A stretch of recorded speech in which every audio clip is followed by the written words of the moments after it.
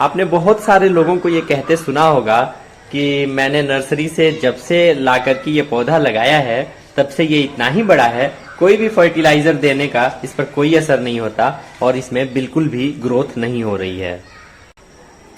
हो सकता है आपने ये खुद भी एक्सपीरियंस किया हो। तो फ्रेंड्स, हम आज बताएंगे आपको कि वो कौन सी गलतियां हैं या वो कौन से कारण हैं जिनके वजह से ऐसा होता है। आप नर्सरी से पौधे ला करके लगाते हैं, उसकी केयर करते हैं, उसको फर्टिलाइजर वगैरह देते हैं, लेकिन उसके बाद भी उसमें आपको मनचाही ग्रोथ नहीं मिलती है। आप देख रहे होंगे मेरे पौधे छोटे छोटे पॉट में लगे हुए हैं और ये सब तो मैंने खैर खुद प्रोपेगेट किया हुआ है, तो बहुत छोटे छोटे हैं, लेकिन बाकी जो ये रबर प्लांट है ये 3 महीने पुराना है और ये देखिए कितनी अच्छी ग्रोथ अटेंड किया हुआ है। इस सिंगोनियम को देखिए, इस क्रिसमस ट्री को, इसने तो बहुत अच्छा ग्रोथ अटेंड किया है क्योंकि इससे मैं बहुत छोटा सा लाया था, जिसको आपने मेरे शॉपिंग हॉल वीडियो में भी देखा होगा। अगर हम सीजनल फ्लावरिंग प्लांट की बात करें तो चलिए मैं आपको दिखाता हूँ उनमें कितनी अच्छी ग्रोथ मिली है। तो फ्रेंड्स देखिए, इसे मैं 18 दिन पहले लेकर के आया था और ये सीडलिंग ट्रे में लगाया हुआ छोटे छोटे सैपलिंग्स थे जिनमें से मैं बेयर रूट करके लेके आया था, लेकिन देखिए कितनी अच्छी ग्रोथ है इन सब में। इधर आप देखिए कि साल्विया में तो फ्लावर भी आ गए, इवन पेंसी में भी फ्लावर आ गया है। ये सब बहुत अच्छे तरीके से ग्रो कर रहे हैं। इसके पीछे क्या फैक्टर है ये मैं आपको बताता हूँ, लेकिन उससे पहले अगर आपने मेरा यूट्यूब चैनल लाइक नहीं किया है या आप इस चैनल पर नए आए हैं तो इसे सब्सक्राइब कर दीजिए और साथ ही घंटी वाला बटन जरूर प्रेस कर दीजिए ताकि आपको ऐसी यूजफुल अपडेट्स टाइमली मिलती रहें। तो चलिए शुरू करते हैं। फ्रेंड्स, अगर आप अपने पौधे में अच्छी ग्रोथ चाहते हैं तो फिर इसका ध्यान आपको पौधे खरीदते वक्त से ही रखना पड़ेगा। जब आप पौधे खरीदते हैं तो इस बात का ध्यान रखिए कि आप जो भी पौधा खरीद रहे हैं वो डल नहीं हो, कमजोर नहीं हो, बल्कि बिल्कुल हेल्दी हो। तो अगर हेल्दी पौधा रहेगा तो फिर उसे अपनी तबीयत ठीक करने में एनर्जी नहीं वेस्ट करनी पड़ेगी और वो ग्रोथ अटेन करेगा। दूसरी चीज जो आपको ध्यान में रखनी है वो ये है कि पौधे को हमेशा बहुत ही पोरस सॉइल में लगाएं, बहुत ही हल्की मीडिया में लगाएं, जिससे उसको अपने रूट्स बढ़ाने में दिक्कत ना हो। जैसे कि आप मेरे सभी गमलों को देख रहे होंगे, ये मैंने आज लगाया है, इसे देखिए ये कितना पोरस सॉइल है। फिर इसके अलावा आप इस बोगनविलिया को देखिए, आप देख रहे होंगे ये किस तरह की मिट्टी में लगा हुआ है। वहीं अगर हम इसकी बात करें तो ये दोनों जो मेरे पाम हैं, फिनिक्स पाम या रेक्सोना पाम जिसे कहते हैं, इनमें मुझे बहुत अच्छी ग्रोथ नहीं मिली है। हालांकि ये स्लो ग्रोअर प्लांट हैं, लेकिन फिर भी इनमें अच्छी ग्रोथ मिलनी चाहिए थी पर नहीं मिली है। इसका कारण भी इनकी मिट्टी ही है, क्योंकि इनकी मिट्टी बिल्कुल हार्ड है और ये मैंने एज ए एक्सपेरिमेंट ऐसा रखा था और मैं ये भी नहीं चाहता कि ये बहुत जल्दी बड़े हों, वरना मुझे बहुत जल्दी इनका पॉट चेंज करना पड़ेगा।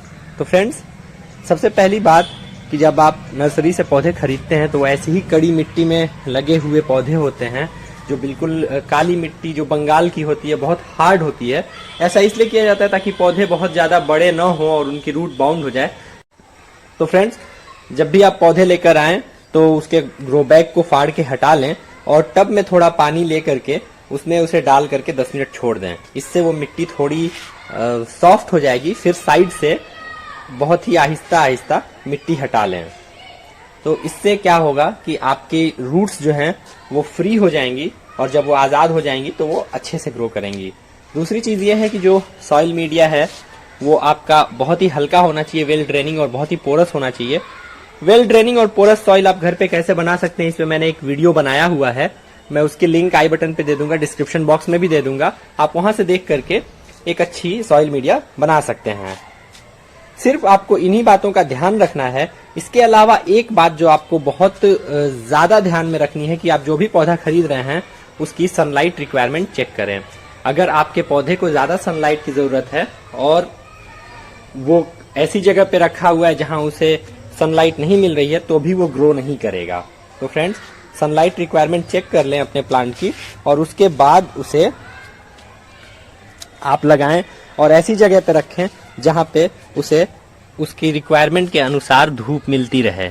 उसकी रिक्वायरमेंट के अनुसार धूप मिलेगी तो जो फोटोसिंथेसिस का प्रोसेस है वो ठीक तरह से होगा और आपका प्लांट अच्छे अच्छे फूड बनाएगा और जल्दी ग्रो करेगा। तो प्लांट को फूड बनाने के लिए जो सनलाइट की रिक्वायरमेंट है उसकी भी पूर्ति देना आप ही की जिम्मेदारी है। इसके अलावा वाटर रिक्वायरमेंट भी देखते रहें कि आपका प्लांट, जैसे ये बोगनविलिया, इसको ज्यादा पानी की जरूरत होती है तो मैं इसे 2 दिन पे पानी देता हूँ। वहीं अगर इस रबर प्लांट की बात करें तो इसे मैं 1 हफ्ते 10 दिन पे पानी देता हूँ, क्योंकि इसे ज्यादा पानी खराब कर देगा। ज्यादा पानी रूट के पास लगेगा तो ऑक्सीजन का सप्लाई कम हो जाएगा और पौधा खराब हो जाएगा।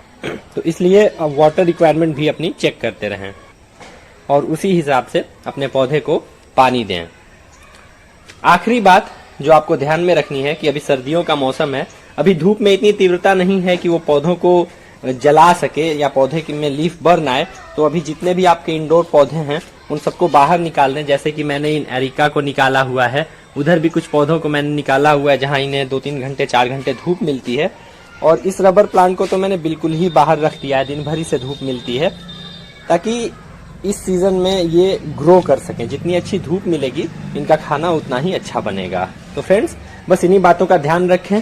उम्मीद है अगर आप इन बातों का ध्यान रखेंगे तो आगे आपको ऐसी शिकायत नहीं मिलेगी। आपका पौधा बहुत तेजी से बढ़ेगा और आप जो मनचाही ग्रोथ चाहते हैं, जो भी फर्टिलाइजर देते हैं, वो आपके पौधे पे बहुत अच्छा काम भी करेगा। और अगर आप इतनी बातों को फॉलो करते हैं तो मुझे उम्मीद है कि बहुत ज्यादा आपको अपने पौधे को फर्टिलाइज भी नहीं करना पड़ेगा। आप हल्का फुल्का फर्टिलाइजर देंगे तो भी आपके पौधे अच्छे चलेंगे। तो फ्रेंड्स, उम्मीद है आपको ये वीडियो पसंद आया होगा। तो जल्दी से इसे लाइक, शेयर कर दीजिए, कमेंट कर दीजिए और हमारा चैनल अगर अब तक आपने नहीं सब्सक्राइब किया तो इसे सब्सक्राइब भी कर दीजिए। Thank you friends.